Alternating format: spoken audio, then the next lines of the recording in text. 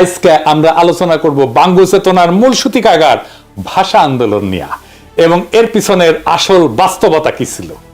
আপনারাও বুঝবেন 7 জন্মের জাউরা আওয়ামী লীগ এবং বামেরা বাংলাদেশিদেরকে কি রকম উজবুক বানাইছে এই 50-55 বছর। এই এপিসোডের শেষ পর্যন্ত দেখলে আপনারা নিজেরাই তাজ্জব হইয়া যাবেন। তাদের প্রতারণার ভণ্ডামি দেখা আজকে আমরা 52 চেতনার বয়ানকে পুরাপুরি ধূলিসাৎ কইরা জয় বাংলা কইরা দেব। এর সাথে ভারত, আওয়ামী লীগ এবং বাম বয়ান তার চেতনার একচ্ছত্র আধিপত্য চিরতর এই দেশ থেকে লোপ পাবে। চলেন আল্লাহর নামে শুরু করা যাক। প্রথমেই দেখব কি আছে সেই আওয়ামী বাম বয়ান। 1947 সালে পাকিস্তান রাষ্ট্রের আবির্ভাব হয়। তাকে মানে আওয়ামী বাম বাঙ্গু বয়ানে কয় আর কি। পাকিস্তান গঠন হওয়ার পরে পশ্চিম পাকিস্তানের শাসক গোষ্ঠী বিশেষ করে পাঞ্জাবিরা পূর্ব পাকিস্তানের বাঙালিদের উপরে তাদের ভাষা উর্দু জোর কইরা চাপাইয়া দিতে চাইছিল।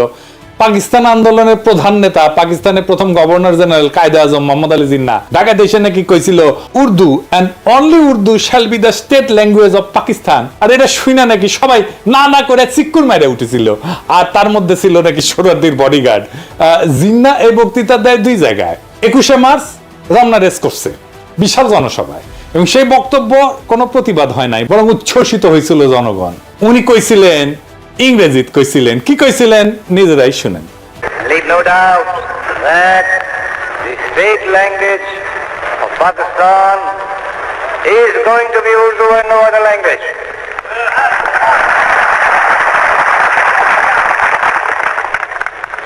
And anyone who tries to mislead you is really the enemy of Pakistan. Without a state language, no nation can remain tied up solidly together and work together. Look at the history. Every government has got to have some state language. Therefore, so far as the state language is concerned, Pakistan's state language shall be Urdu. ইংরেজিত কইছিলেন, এটা ঠিকই কইছিলেন বলে বাঙ্গু প্রগতিশীলদের ধরে নেওয়া উচিত ছিল, তাই না? বাংলা এটা ছিল এরকম। এই কথা আপনাদের খুব স্পষ্ট করে বলতে চাই, পাকিস্তানের রাষ্ট্রভাষা হবে উর্দু এবং অন্য কোনো ভাষা না। যে আপনাদের ভুল পথে চালানোর চেষ্টা করবে সে পাকিস্তানের শত্রু। কিন্তু আপনি এটা কোথাও দেখবেন না। 24শে মার্চ কার্জন হলে তিনি একই রকম কথা বলছিলেন। শোনা যায় এইখানে বাঙ্গু প্রগতিশীলরা না না কইরা উঠেছিল। এটা একটা সিনেমাটিক প্রচার আছে, কিন্তু কোনো অরিজিনাল ফুটেজ এখনো পর্যন্ত কেউ দেখে নাই। অবাক লাগে না আপনাদের? আসলে বক্তব্য দেওয়ার টাইমে না না করেছিল কিনা আমার সন্দেহ হয়, তাই সেটা দেখাতে পারতেছি না, তো সিনেমা থেকে দেখাই। হ্যাঁ দেখেন, But the new nation of Pakistan will have one national language, Urdu. এখন বাঙ্গু প্রগতিশীলরা কি কয়, কেন উর্দুকে পাকিস্তানের রাষ্ট্রভাষা করতে চাইছিল? তারা বলে বাঙালিরা যেন চিরকাল পাঞ্জাবিদের অধীনে থাকে, এর ফলে নাকি তাদের শোষণ করতে সুবিধা হবে। পাকিস্তানের শোষণের বয়ান আগের ভিডিও জয় বাংলা করেছি না এটা। এছাড়া তারা কয় যে এটা হলো চাকরি শিক্ষা, সব জায়গায় বাঙালিরা পিছায় পড়বে। সবচেয়ে ভয়াবহ ব্যাপার যেটা হবে সেটা হইতেছে বাঙালিরা নাকি নিজেদের মাতৃভাষা ভুলে যাবে। সে ভাষায় কথা বলতে পারবে না, মায়ের কোলে বসে ছড়া শুনতে পারবে না। আর এই বয়ান নিয়ে বাঙ্গু প্রগতিশীলরা অনেকগুলো গান লিখেছে, তার মধ্যে অন্যতম বিখ্যাত গান হইতেছে ওরা আমার মুখের ভাষা কাইরা নিতে চায়, তারা কথায় কথায় শিকল পরায় মোদের হাতে পায়। কি অদ্ভুত একটা গান। প্রত্যেকে 21শে ফেব্রুয়ারিতে বিভিন্ন জায়গায় স্কুল কলেজে সাংস্কৃতিক প্রোগ্রামে গান বাজানো হয়। এই গান হইতেছে প্রগতিশীলদের কাছে অনেকটা সোহরাওয়ার্দীর বডিগার্ডের 7ই মার্চের ভাষণের মতো। এই গান না বাজাইলে তাদের চেতনা পরিপূর্ণ হয় না। এবার আসেন এই গান আমরা বিশ্লেষণ করি, একে একে চোখে আঙুল দিয়ে দেখাই দিই। পুরা বাঙ্গু বয়ানকে জয় বাংলা করবো আজকে ইনশাল্লাহ। সবার প্রথমে যে কথা উঠে আসে সেটা হইলো ওরা আমার মুখের ভাষা কাইরা নিতে চায়। এটা তো সম্পূর্ণ মিথ্যা বানাওয়াটমূলক একটা অপপ্রচার। এখানে ওরা বলতে পশ্চিমা শাসক গোষ্ঠী অথবা পাঞ্জাবিদেরকে বোঝানো হয়েছে, তাই না? প্রথম পয়েন্ট হইতেছে কায়েদে আজম জিন্নাহ যে ঘোষণা দিছিলেন সেটা হইতেছে পাকিস্তানের সংবিধানে অফিসিয়াল ভাষা বা স্টেট ল্যাঙ্গুয়েজ কি হবে, রাষ্ট্রভাষা কি হবে, রাষ্ট্রভাষা কি হবে। কারণ মাতৃভাষা নিয়ে সে ভাষণে কোনো আলোচনা হয় নাই, তাই না? মাতৃভাষার অফিসিয়াল ল্যাঙ্গুয়েজ দুইটা ভিন্ন জিনিস।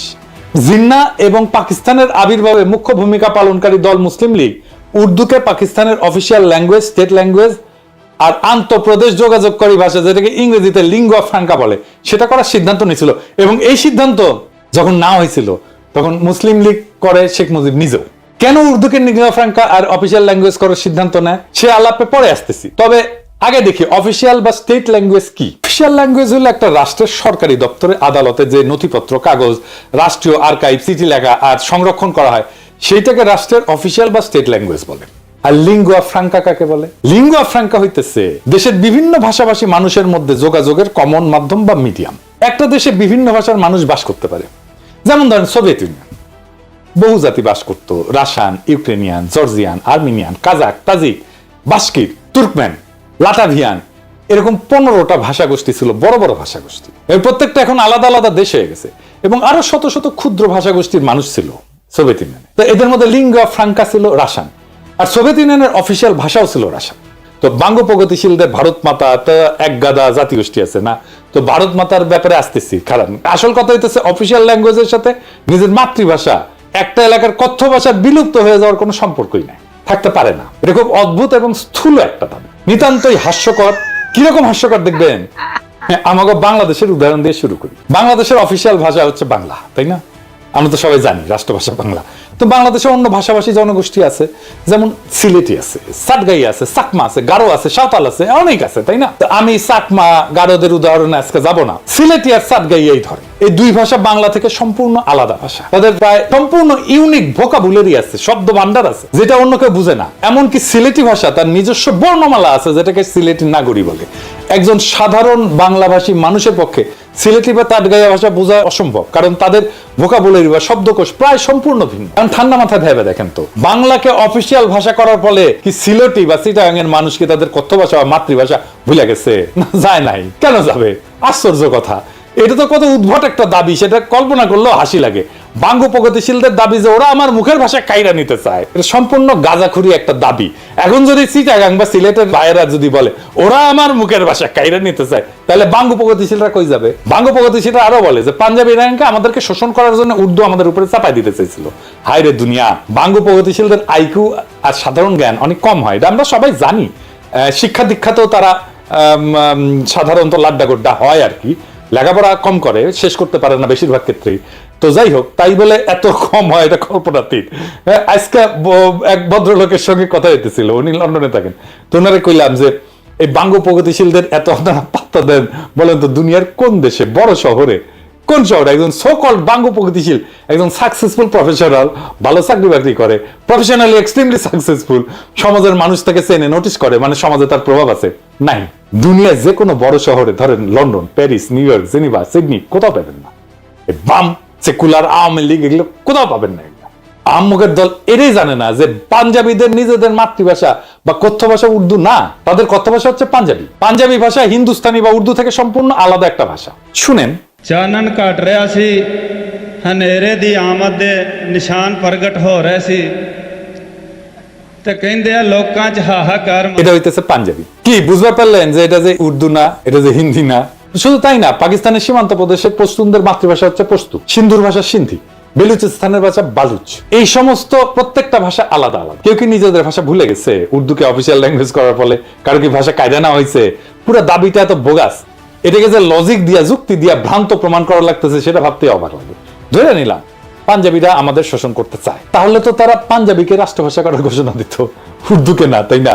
জিন্নার জন্ম সিন্ধুর করাচি শহরে, উনার দাদা গুজরাটের অধিবাসী, তাদের কথ্য ভাষা গুজরাটি ছিল। মোহাম্মদ আলী জিন্নাকে ছোটবেলাতে ইংল্যান্ডে চলে যাওয়ার ফলে ইংলিশে বেশি স্বাচ্ছন্দ্য বোধ করতেন উনি, সেই ভাষাতেই কথা বলতেন। ধরে নিলাম যে উনার নিজের ভাষা আমাদের উপরে চাপাই দিতে চাইতেছিলেন, তাই যেতে হইতো, তাহলে উনি গুজরাটিকে পাকিস্তানের একমাত্র রাষ্ট্রভাষা করার ঘোষণা করতেন, উর্দুকে না, তাই না? জেনারেল আইয়ুব খান উনি সীমান্ত প্রদেশের মানুষ ছিলেন, জন্ম সীমান্ত প্রদেশের হরিপুর জেলা রেহানা নামের একটা গ্রামে। তো আপনার রেহানা নাম শোনেন না, এটা কিন্তু ওই গ্রাম থেকে আসছে। ওনাদের মাতৃভাষা অন্য পাঠানদের, পশতুদের চেয়ে আলাদা ছিল।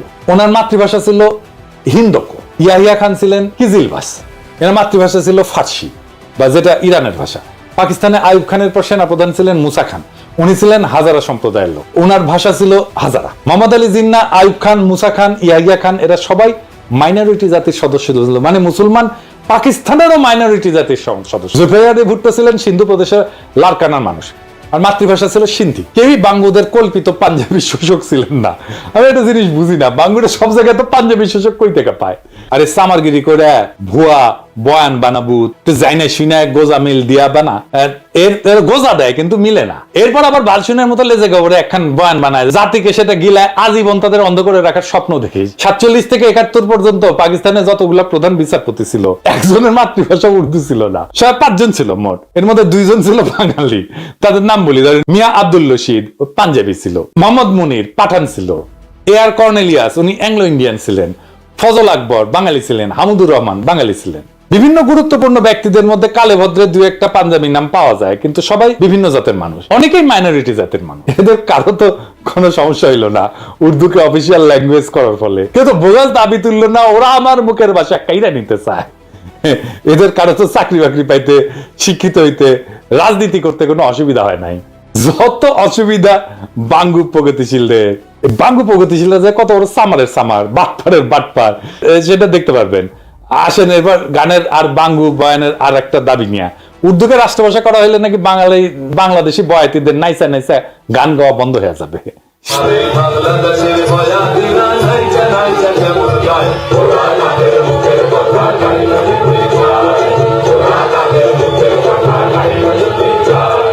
শুধু তাই না, সোহরাওয়ার্দীর বডিগার্ড তার বইতে কি লিখেছে, গায়ক আব্বাসউদ্দিন তারে কি কয় দেখেন। উনি লিখেছেন, তিনি সন্ধ্যায় চলে যাওয়ার পর গানের আসর বসলো। আব্বাসউদ্দিন সাহেব, সোহরাব হোসেন ও বেদারউদ্দিন সাহেব গান গাইলেন। অধিক রাত পর্যন্ত আসর চললো। আব্বাসউদ্দিন সাহেব এবং আমরা রাতে রফিক সাহেবের বাড়িতে রইলাম। রফিক সাহেবের ভাইরাও সকলে ভালো গায়ক, হাসনাত বরকত ভালো গানই গাইতো। এরা আমার ছোট ভাইয়ের মতো ছিল, আমার সাথে জেলও খাটিছে। পরের দিন নৌকায় আমরা রওনা করলাম আশুগঞ্জ স্টেশনের স্ট্যান্ড ধরতে। পথে গান চললো, নদীতে বসে আব্বাসউদ্দিন সাহেবের ভাটিয়ালি গান তাদের নিজের গলা না শুনলে জীবনের একটা দিক অপূর্ণ থেকে যেত। তিনি যখন আস্তে আস্তে গাইতেছিলেন তখন মনে হচ্ছিল নদীর ঢেউগুলোও যেন তার গান শুনতেছে। তারই শিষ্য সোহরাব হোসেন এবং বেদারউদ্দিন তার নাম কিছুটা রেখেছিলেন। আমি আব্বাসউদ্দিন সাহেবের একজন ভক্ত হয়ে পড়েছিলাম। তিনি আমাকে বলছিলেন, মুজিব, বাংলা ভাষার বিরুদ্ধে বিরাট ষড়যন্ত্র চলতেছে। বাংলা রাষ্ট্রভাষা না হলে বাংলার কৃষ্টি সভ্যতা সব শেষ হয়ে যাবে। আজ যে গানকে তুমি ভালোবাসো এর মাধুর্য মর্যাদা নষ্ট হয়ে যাবে। যা কিছু হোক বাংলাকে রাষ্ট্রভাষা করতেই হবে। আমি কথা দিয়েছিলাম এবং কথা রাখতে চেষ্টা করেছিলাম। কি আজগুবি এক দাবি, বাংলা অফিসিয়াল না হইলে নাকি বাংলার কৃষ্টি সভ্যতা সব শেষ হয়ে যাবে, গানের মাধুর্য মর্যাদা নাকি গোল্লায় যাবে। উজবুকের দল সম্পূর্ণ ডাহা মন গড়া এই সমস্ত দাবি তুলছে।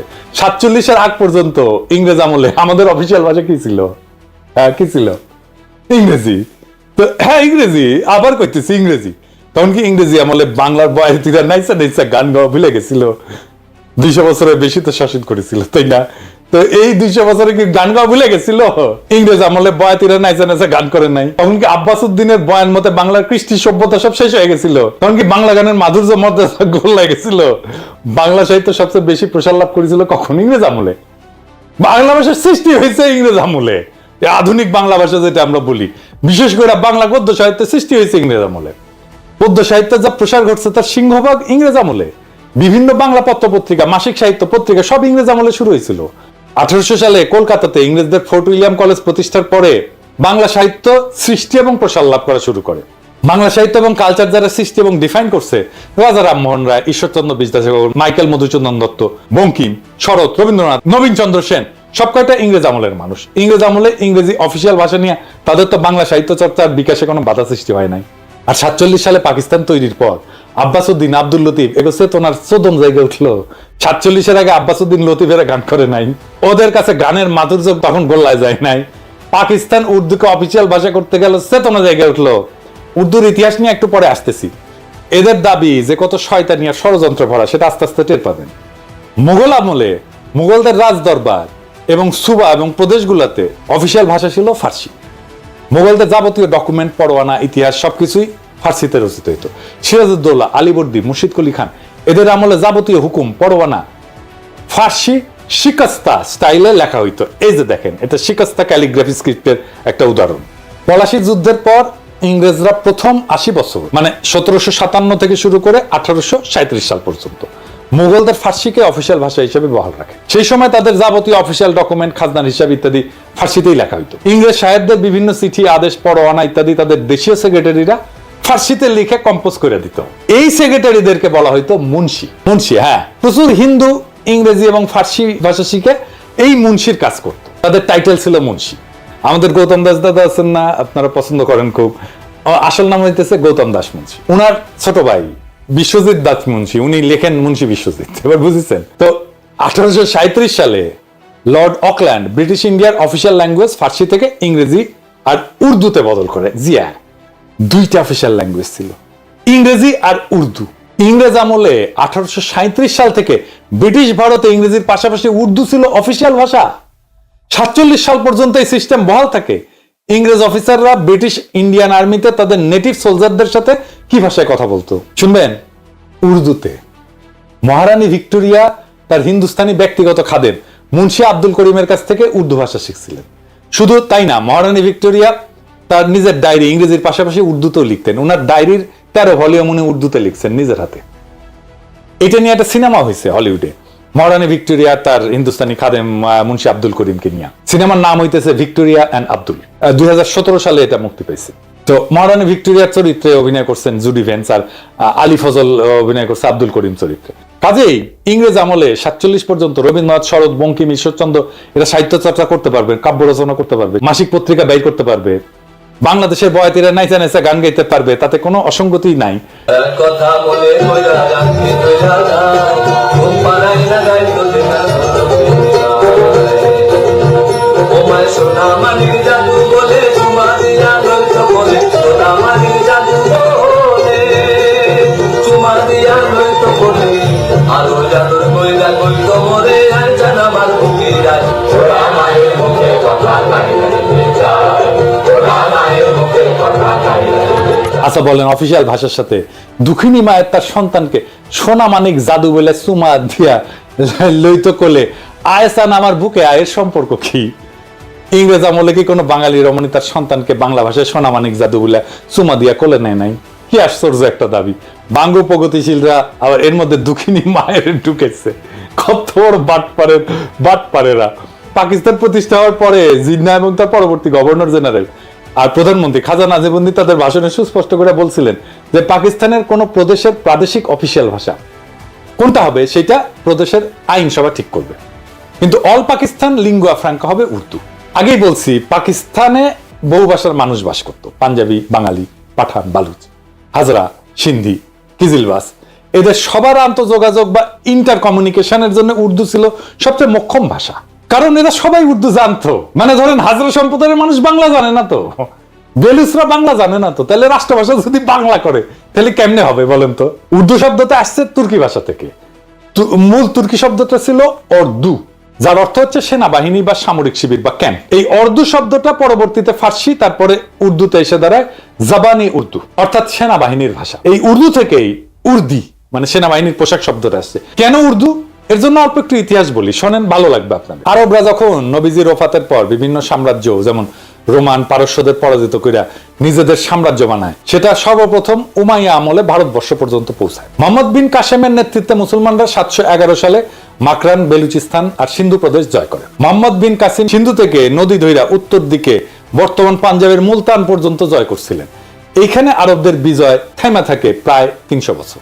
ততদিনে উমাইয়াদের পতন হইয়া আব্বাসীয় খলিফারা আসছেন এবং আব্বাসীয় সাম্রাজ্য দুর্বল হইয়া বিভিন্ন খণ্ডে বিভক্ত হয়ে গেছে। আব্বাসীয় সাম্রাজ্যের পূর্ব দিকের প্রদেশ ইরান, খোরাসান আর তুরানে সামানিদ নামে একটা সালতানাত প্রতিষ্ঠা হয় 874 থেকে 999 সাল পর্যন্ত। তুরান হইতেছে তুর্কিদের এলাকা। খোরাসানের উত্তরে একটা বিখ্যাত নদী আছে যার নাম আমোদরিয়া, আপনারা শুনছেন না? গ্রিকরা একে অক্সাস বলতো। আলেকজান্ডার দ্য গ্রেট এই নদী ক্রস করছিলেন তার যুদ্ধযাত্রায়। সেই নদী হইতেছে ইরান আর তুরানের সীমানা। সেই নদীর উত্তরে তুরানি বা তুর্কিরা থাকতো। তুরানি তুর্কি ট্রাইব গুলা অশ্বারোহী বা নমাডিক ছিল। সামানিদ সুলতানেরা ইরানে ছিল এবং তারা ফার্সি ভাষায় ব্যাপক পৃষ্ঠপোষকতা করত। আধুনিক ফার্সি সাহিত্য সামানিদ আমল থেকে শুরু হয়েছে। ফার্সি লেখা হয় আরবি হরফে। ইরানের মহাকবি ফেরদৌসি এই সময়ের মানুষ। সামানিদ সুলতানেরা তাদের রাজসভা এবং সামরিক বাহিনীতে তুরানি অশ্বারোহীদের ব্যাপকভাবে রিক্রুট করছিল। এদের মধ্যে একজন তুর্কি সেনাপতি আলেপ্তেগিন 962 সাল বর্তমান আফগানিস্তানের গজনি শহর জয় করে এনে নিজের একটা সাম্রাজ্যের গোড়াপত্তন করে। এই আলেপ্তেগিনের নাতি বা দৌহিত্র হচ্ছে গজনির বিখ্যাত সুলতান মাহমুদ, যিনি অশ্বারোহী তুর্কি বাহিনী নিয়ে ভারতবর্ষের পাঞ্জাব বিজয় করে তার সাম্রাজ্য যোগ করে। এর ফলে আরবদের বেলুচিস্তান এবং সিন্ধু বিজয়ের প্রায় 300 বছর পর মুসলমানরা বর্তমান সীমান্ত প্রদেশ পাঞ্জাব বিজয় করে। সুলতান মাহমুদ এবং পার্শ্ববর্তী গজনীর সুলতানেরা তুর্কি হওয়া সত্ত্বেও তারা সামানিদ সুলতানদের অনুসরণে ফার্সিকেই নিজেদের অফিসিয়াল ভাষা হিসেবে ব্যবহার করতেন। সুলতান মাহমুদ মহাকবি ফেরদৌসিকে নিয়ে পারস্যের মহাকাব্য শাহনামা রচনা করছিলেন। আপনারা জানেন না যে বিখ্যাত শাহনামা? তো গজনীর এই সালতানাত 1186 সাল পর্যন্ত ছিল। 1186 সাল পর্যন্ত আফগানিস্তানের ঘুর শহরের তুর্কিক সেনাপতি মুইজুদ্দিন মোহাম্মদ ঘুরি গজনীর সালতানাতকে বিজয় করে যোগ করেন নিজের সাম্রাজ্যে। এরপর উনি 1192 সালে দিল্লির কাছে নিজের বর্ম আচ্ছাদিত ঘোড়সওয়ার হেভি ক্যাভারলি এই তুর্কি বাহিনী নিয়ে তরাইনের যুদ্ধে রাজপুত রাজা পৃথ্বীরাজ চৌহানকে পরাজিত করে ভারতবর্ষের মুসলমানদের প্রথম কেন্দ্র দিল্লি সালতানাত প্রতিষ্ঠা করেন। এই সময়ে দিল্লি সালতানাতে তুর্কি, আফগান, ইরানি এই সমস্ত মুসলিম জাতি সেনা হিসেবে দলে দলে যোগ দেয়, কিন্তু তারা অফিসিয়াল ভাষা হিসেবে তাদের আগের গজনীর সুলতান মাহমুদ এবং সামানিদদের অনুসরণে ফার্সিকেই বহাল রাখে। ভারতবর্ষে মুসলিম শাসনের সূচনা হয় দিল্লি সালতানাতের মধ্য দিয়ে। এরপরে আস্তে আস্তে মুঘল বাদশাহ আওরঙ্গজেবের সময় প্রায় পুরো ভারতবর্ষ মুঘলদের অধীনে আসে। মুঘলরাও ফার্সির ব্যবহার জারি রাখে। দিল্লি ছিল সালতানাতের রাজধানী বা কেন্দ্রবিন্দু। দিল্লির আশেপাশের এলাকায় খারি বলি নামে একটা ভাষা প্রচলন ছিল। এত জাতের মুসলিম দিল্লিতে সেটেল করার ফলে তারা এই খারি বলি ভাষা ব্যবহার শুরু করে। এর মধ্যে যুক্ত হয় অসংখ্য ফার্সি আর আরবি শব্দ, মানে যেগুলো ধার করা শব্দ। আমাদের বাংলাতে অসংখ্য ধার করা শব্দ আছে। খারবলি আর ফার্সি এই দুইটা মিলে তৈরি হয় উর্দু ভাষা। একে হিন্দুস্তানি ভাষাও বলা হয়, কারণ এটার উৎপত্তি হিন্দুস্তানে দিল্লি সালতানাতের সময়। দিল্লি সালতানাতের আমলে 1300 শতকে বিখ্যাত কবি আমির খসরু, যাকে ভারতের তোতা পাখি বলা হয়, উনি এই উর্দু ভাষায় সাহিত্য রচনা করেন এবং তাকে উর্দু সাহিত্যের জনক বলা হয়। এই উর্দু ভাষাকে ফার্সি আরবি হরফেই লেখা হইতো স্বাভাবিকভাবেই, কারণ যারা শিক্ষিত, যারা এই সাহিত্য রচনা করতেন, তারা অলরেডি সেই হরফের রাষ্ট্রীয় কাজে ফার্সিতে ব্যবহার করতেন। এখন হিন্দুস্তানে বিভিন্ন জাতের মুসলমানদের সমাগম ঘটে। ইরানি, তুরানি, আফগান, পাঠান, তাজিক, উজবেক, হাজরা ইত্যাদি। ভারতবর্ষের মুসলমানদের সেনা সামরিতে এরকম অনেক জাতের ঘোড়সওয়ার সৈন্য সেনাপতির সমাগম হইতো। তারা এই হিন্দুস্তানি ভাষায় নিজেদের মধ্যে কমিউনিকেশন করতেন। এই জন্য এই ভাষার নাম হয়েছে উর্দু বা ক্যাম্প। বোঝা গেছে? মুঘল বাদশাহ জাহাঙ্গীর, শাহজাহান, আওরঙ্গজেব থেকে শুরু করে বাহাদুর শাহ জাফর পর্যন্ত সবার মাতৃভাষা ছিল উর্দু। শেষ বাদশাহ বাহাদুর শাহ জাফর উর্দুতে একজন উৎকৃষ্ট কবিও ছিলেন। মুসলমানরা যখন ডেকান বা হিন্দুস্তানের দক্ষিণে নর্মদা নদীর বিন্ধ্য পর্বতমালার দক্ষিণে নিজেদের সালতানাত এক্সপ্যান্ড করে, সেই ডেক্কানেও মুসলমানরা লিঙ্গুয়া ফ্রাঙ্কা হিসেবে উর্দু ব্যবহার করে। দক্ষিণের উর্দুতে তামিল, তেলেগু থেকে অনেকগুলো ধার করা শব্দ আছে, এই জন্য সেটাকে দক্ষিণী উর্দু বলা হয়। কিন্তু হায়দ্রাবাদের নিজামরা যাতে তুর্কি হইলেও তারা হায়দ্রাবাদে উর্দুতেই কথা বলতেন। এমনকি হায়দার আলী আর টিপু সুলতান সুদূর দক্ষিণে মহীশূর রাজ্যের পত্তন করলেও সেখানেও মুসলমানরা লিঙ্গুয়া ফ্রাঙ্কা হিসেবে উর্দু ব্যবহার করতেন। যেমন ভারতের তেলেঙ্গানা রাজ্য ডেকান বা দাক্ষিণাত্যের একটা রাজ্য। ডেকানের হিন্দুদের ভাষা উত্তর ভারত থেকে আলাদা। দক্ষিণ ভারতের হিন্দুরা উত্তর ভারতের হিন্দিতে কথা বলতে চায় না। তেলেঙ্গানার মূল আঞ্চলিক ভাষা তেলেগু। সেই তেলেঙ্গানার মুসলমানরাও উর্দুকে নিজেদের লিঙ্গুয়া ফ্রাঙ্কা হিসেবে ব্যবহার করে। এই যে দেখেন, তেলেঙ্গানার রাজধানী শহর হায়দ্রাবাদের এমপি আসাদুদ্দিন ওয়াইসি উর্দুতে বলা কথা আর ভাষণ। तरीके से उसको तरतीब दी गई कि अक्सरती तबके के लोग जीत जाएं और मुस्लिम अकलियत के लोग कामयाब होने में बड़ी मुश्किलात पेश आए।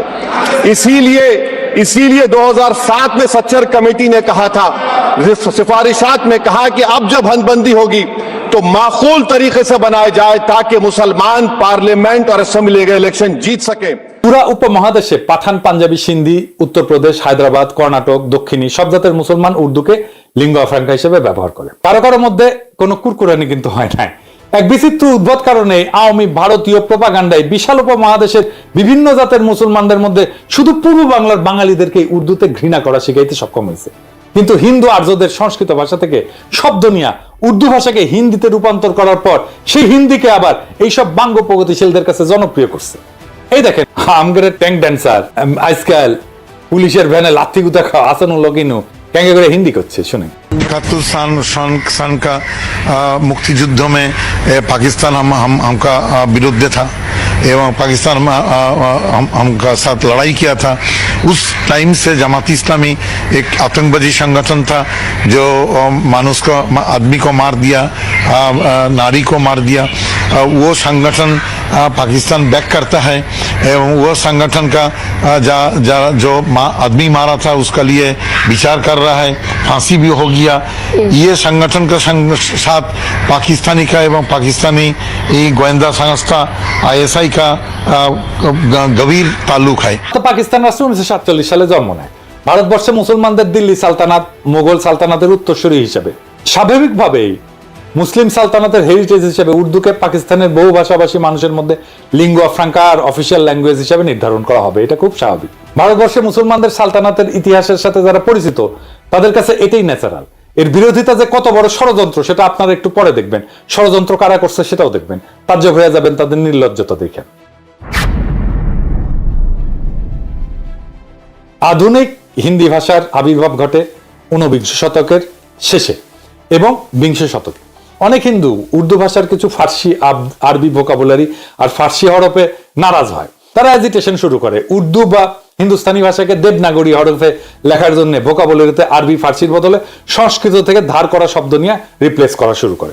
এই ভাষার নাম দেওয়া হয় হিন্দি। এর ফলে আধুনিক হিন্দি ভাষার আবির্ভাব ঘটে। হিন্দু ভারতে শুধুমাত্র হিন্দিকে এই লিঙ্গুয়া ফ্রাঙ্কা বা অনলি ন্যাশনাল ল্যাঙ্গুয়েজ হিসেবে কেন্দ্রে অফিসিয়াল ল্যাঙ্গুয়েজ হিসেবে গণ্য করা হয়। ভারতের রাজ্য পর্যায়ে বিভিন্ন ভাষা ওই রাজ্যে অফিসিয়াল কাজে ব্যবহার করা হয়। পাকিস্তানে যে প্রস্তাব জিন্না করছিল এবং খাজা নাজিমুদ্দিন উভয় দিছিলেন, আগেই বলছি আপনাদেরকে, এটা আমার কথা না, এক এক করে আপনাদের রেফারেন্স দেখাচ্ছি। ভারতের সংবিধানে আর্টিকেল 343 দেখেন, স্পষ্ট ভাষায় লেখা আছে official language of the union shall be Hindi in Devanagari script.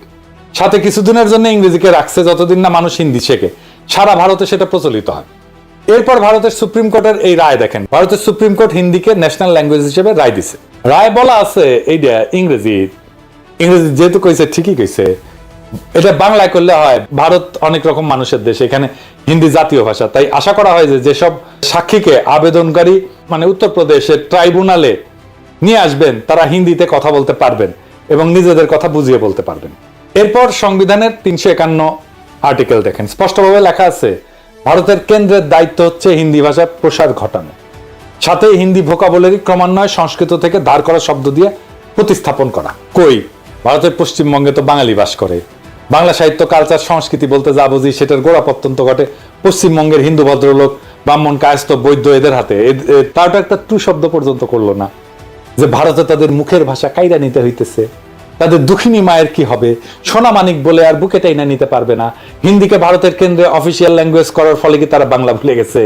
এখনই কি আপনারা বুঝতেছেন না পূর্ব বাংলার কৃষিজীবী মুসলমানদের বলদ আর উজবুক পেয়া কত বড় খেলা খেলছে ভারতীয় সর আর তাদের দোসরেরা? এবার দেখেন আরো খেলা আপনাদের কিভাবে বলদা পাইয়া খেলছে, একটু দেখায়। বাঙ্গু প্রগতিশীলরা রবীন্দ্রনাথ কইতে কইতে অজ্ঞান হয়ে ক্যাট হয়ে পড়ে যায়। এই যে কয়েকদিন আগে সঞ্জিতা খাতুন মারা গেল, তার লাশের পাশে রবীন্দ্রসঙ্গীত গাইলো, ভিডিও দেখেন।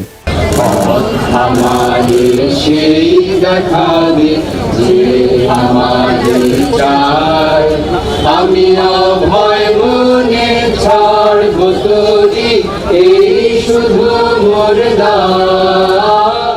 এখন আপনাকে আমি এই রবীন্দ্রনাথের একটা চিঠি পড়ে শোনাইতেছি, তাহলে বুঝবেন এই বাঙ্গু প্রগতিশীলদের ভারত মাতা, আওয়ামী লীগ আর বামেলামিরা কিরকম বলদ বানাইছে। The Mahatma and the poet এই নামে একটা বই আছে, যেখানে রবীন্দ্রনাথ এবং গান্ধীর মধ্যে লেখা চিঠিপত্র সংকলন করা হয়েছে। এটা সংকলক সব্যসাচী ভট্টাচার্য আর এক ভট্টাচার্য। 21 জানুয়ারি 1918 বিহারের মতিহারি থেকে গান্ধী রবীন্দ্রনাথকে একটা চিঠি লেখে। এই পত্রে গান্ধী রবীন্দ্রনাথের মতামত জানতেছে একটা বিষয়টা হইতেছে হিন্দিকে ভারতের একমাত্র জাতীয় ভাষা বা ন্যাশনাল ল্যাঙ্গুয়েজ করার ব্যাপারে, এই ভাষাকে আন্তঃপ্রদেশ যোগাযোগ এবং জাতীয় সমস্ত কমিউনিকেশনের ব্যাপারে চালু করা গান্ধীর প্রশ্ন ছিল এইরকম ইংরেজি, যে এটা কি ঠিক না যে হিন্দি একমাত্র সম্ভাব্য জাতীয় ভাষা এবং বিভিন্ন আন্তঃপ্রদেশের যোগাযোগের জন্য ভাষা হইতে পারে?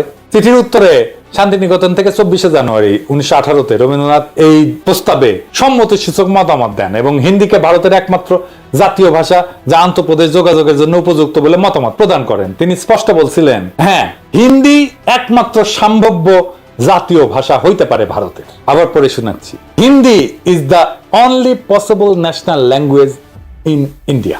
তবে এও বলেন যেহেতু তাদের প্রজন্ম ইংরেজি শাসনের অধীনে বড় হয়েছে, ইংরেজি ভাষাতে নিজেদের মতামত আর্টিকুলেট করে হিন্দিকে সম্পূর্ণরূপে প্রচলন করতে আরেক জেনারেশন বড় হওয়া লাগবে। গান্ধী গুজরাটি, মাতৃভাষা গুজরাটি, এবং রবীন্দ্রনাথ বাঙালি, বিনা দ্বিধায় হিন্দিকে একমাত্র জাতীয় ভাষা হিসেবে মাইনা নিল। ভারত স্বাধীন হওয়ার পরে ভারতের সংবিধানেও হিন্দিকে একমাত্র অফিসিয়াল ভাষা হিসেবে ঢুকানো হইল এবং এর পাশে ইংরেজিকে রাখা হইল যতদিন নতুন প্রজন্ম হিন্দি না শিখে।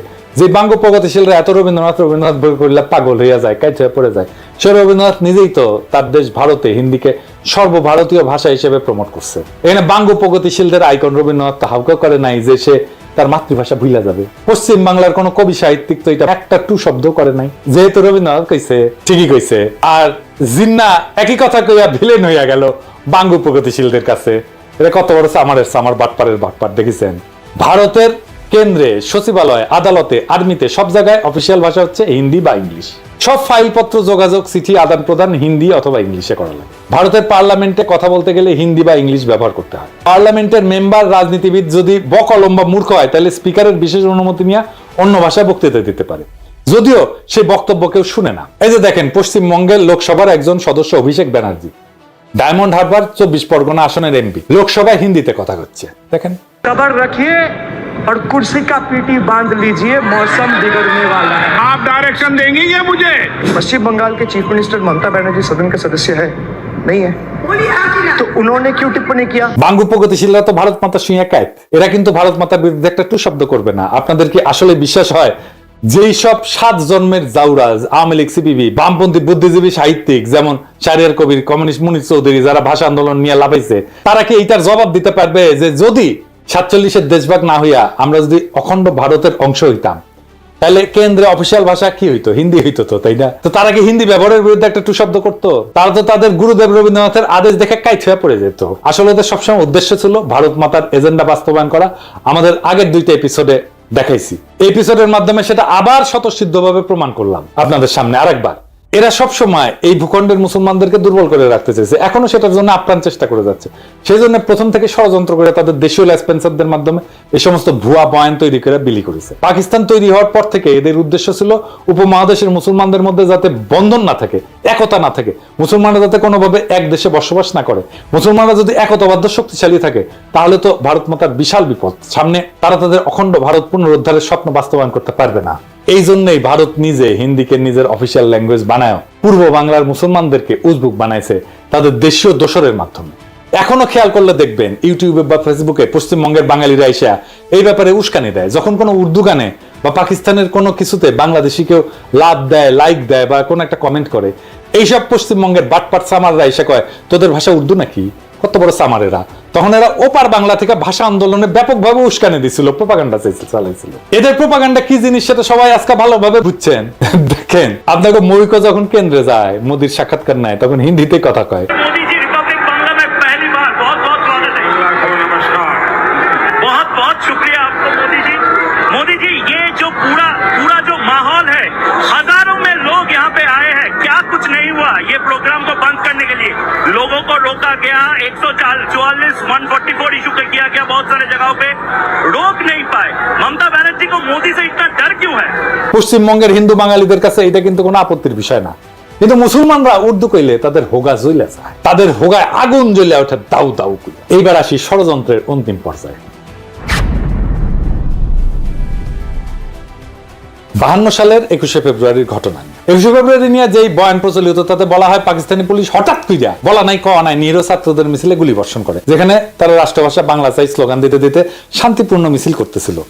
এর ফলে হতাহত হয় বেশ কিছু ছাত্র জনতা, কিন্তু বাস্তবতা ছিল সম্পূর্ণ বিপরীত। প্রথম পয়েন্ট হচ্ছে গুলি চালাইছিল প্রাদেশিক সরকার, কেন্দ্রীয় সরকার না। পুলিশ ছিল প্রাদেশিক সরকারের অধীনে এবং পূর্ব বাংলা পুলিশে বাঙালিরাই চাকরি করত। প্রাদেশিক সরকারও সম্পূর্ণভাবে বাঙালি ছিল। মুখ্যমন্ত্রী ছিল ময়মনসিংহের নুরুল আমিন, মন্ত্রিসভা ক্যাবিনেট ছিল 100% বাঙালি। দ্বিতীয় গুরুত্বপূর্ণ পয়েন্ট হইতেছে পুলিশ লাফায় এসে ছাত্রদের উপরে গুলি চালায় না। আওয়ামী লীগ এবং কমিউনিস্ট পার্টির ছাত্র সংগঠন অনেক উস্কানি দিয়াও কোনো পাল্টা সাড়া না পেয়ে একটা সিন ক্রিয়েট করার জন্য প্রাদেশিক আইনসভার দিকে হামলা করতে যায়। তখন প্রাদেশিক আইনসভা ছিল এখন যেটা বাংলা একাডেমি, ওইটা। সেদিন প্রাদেশিক আইনসভার সদস্যদের একটা মিটিং এর ডেট ছিল। সেখানে আওয়ামী বামেরা প্রাদেশিক আইনসভার সদস্যদেরকে আইনসভায় যোগ দিতে বাধা প্রদান করে শারীরিকভাবে, তাদের গাড়ি পর্যন্ত আটকায়। পুলিশ এসে তাদেরকে সরাই দিতে চায়, রাস্তা ক্লিয়ার করে দিতে চায়। তখন লীগের আর কমিউনিস্টদের ছাত্রকারা পুলিশের উপরে চড়াও হয়, পুলিশ লাঠিচার্জ করে। লীগের গুন্ডারা এরপরে পুলিশের দিকে ঢিল ইট পাটকেল ছড়া শুরু করে এবং পুলিশেরা আহত হয়। তো এই সমস্ত বামেরা কি ধরনের হয় দেখেছেন তো, পুলিশদেরকে কিভাবে আক্রমণ করে এবং তারপরে বলে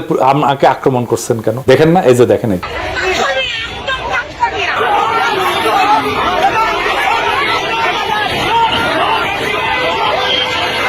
তখনকার পুলিশ তো আজকালকার মতো বডি আর্মার হেলমেট টেলমেট এগুলো ছিল না। পুলিশ খালি হাফ প্যান্ট পরতো, শার্ট আর একটা ক্যাপ পরে থাকে। এই অবস্থায় যদি ইট পুলিশের কপালে লাগে তাই তো মারাত্মক ব্যাপার। এই অবস্থায় পুলিশ পরিস্থিতি নিয়ন্ত্রণে প্রথমে টিয়ার গ্যাস ছোড়ে, এরপর পরিস্থিতি আরো অবনতি ঘটে, লীগ আর বামেরা আরো চড়াও হয়। এইভাবে পরিস্থিতি অবনতি ঘটতে থাকলে পুলিশ সর্বশেষে গুলি চালায়। এই গোলাগুলিতে 4 থেকে 5 জনের মতো নিহত হয়। এই ঘটনার আসল বিবরণ প্রখ্যাত সাহিত্যিক, সাংবাদিক, সেই সময়ে সবচেয়ে বড় পত্রিকা দৈনিক আজাদের সম্পাদক আবুল কালাম শামসুদ্দিনের আত্মজীবনী অতীত দিনের স্মৃতিতে আছে। এই ঘটনাকে বিকৃত করে লীগ আর বামেরা কি অপপ্রচার চালাইছে সেটা আপনারা এখন কল্পনা করেন। আমি আবুল কালাম শামসুদ্দিনের বই থেকে একটু পড়ে শুনি। অবস্থা চরমে উঠলো 1952 সালের 21 ফেব্রুয়ারি মোতাবেক 1357 সালের 8ই ফাল্গুন তারিখে। সেদিন ঢাকার স্কুল কলেজগুলিতে হরতাল ঘোষণা করা হয়েছিল এবং এক বিরাট ছাত্র মিছিল আইন পরিষদ ভবনের সম্মুখে যাওয়ার চেষ্টা করেছিল 144 ধারার নিষেধাজ্ঞা অমান্য করে। শোনা যায় পরিষদের অধিবেশনে যোগদানের উদ্দেশ্যে গমনকারী কয়েকজন মোটরাহি পরিষদ সদস্যকে নাকি ছাত্র মিছিলের তরফ থেকে পথে আটকাবার চেষ্টা করা হয়েছিল। এতেই গোলমাল পেকে ওঠে। পুলিশ বাধা দিতে চেষ্টা করে,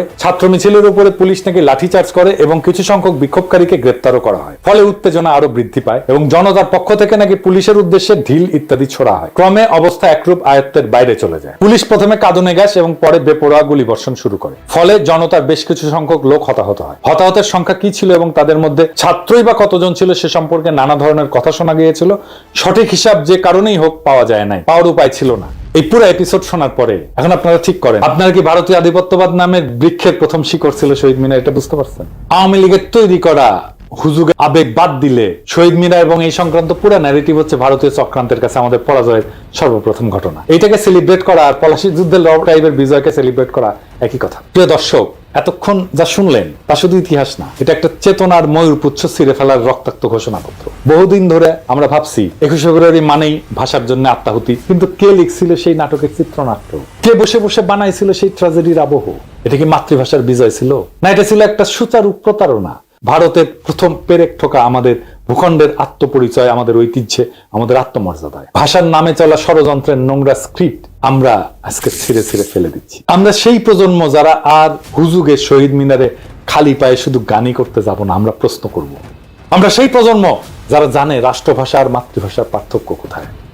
আমরা সেই প্রজন্ম যারা ইতিহাসের ভাঙা পাথর গুড়ায় নতুন সত্যের মিনার গড়তে চায়। আজকে আমরা ঘোষণা করতেছি, চেতনার নামে চালানো ভারতীয় আধিপত্যের অপপ্রচার আর চলবে না। এই ইতিহাস যারা জানে না তারা আবেগে ভাসে, আর যারা জানে তারা বিদ্রোহে দাঁড়ায়। এটাই শেষ কথা। আজ চেতনার বেদীতে শ্রদ্ধা নয়, আত্ম অনুসন্ধান চাই। ইনকিলাব জিন্দাবাদ।